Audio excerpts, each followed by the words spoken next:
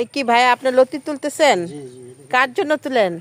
খাওয়ার জন্য, নিজের বাড়িতে খাওয়ার জন্য। আচ্ছা, দেখি কতগুলা লতি তুললেন।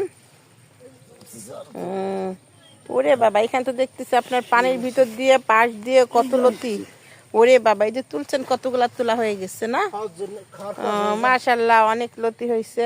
খাওয়ার পর কষ্ট চলে, স্বাদ ভালো। ও আচ্ছা আচ্ছা, দেশি জিনিস তো, স্বাদ অনেক। হ্যাঁ আচ্ছা।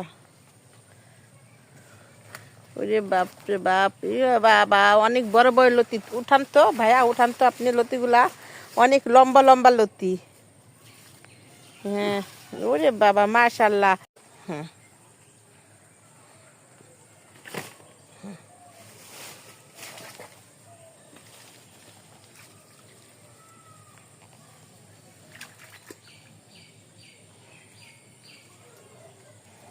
বাবা কি বড় বড় লতি ভাইয়া তুলে, মাশাআল্লাহ।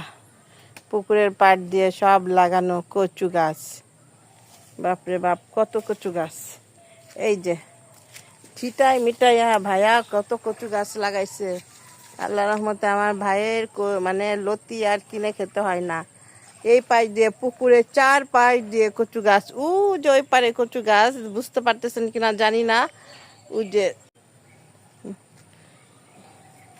ওরে বাবা কি লম্বা লম্বা লতি ভাইয়া, বিশাল বড়। ওরে বাবা রে, দেখেন ভাইয়া পুরা আমার ভাইয়া লতি তুলতে কি বিশাল বড়। বলতেছে যে এই লতিগুলা নাকি আমাদেরকে দিয়ে দিবে লতি, আমাদের জন্য ভাইয়া উঠাইছে ওর গাছের লতি। দেশি লতি তো খেতে অনেক মজা, এই জন্য ভাইয়া যা দেয় সবই নিয়ে যায়, ফ্রেশ, কোনো সার নেই, কিচ্ছু নেই, খেতেও অনেক মজা লাগে। ওরে বাবা, আমার ভাইয়া কত কষ্ট করে উঠে আসতেছে। পেঁচাই দেন ভাইয়া, পেঁচাই ছোট করে দেন, আমাদের কোনো গাছ লাগাইতে হয় না, ওর কাছ থেকে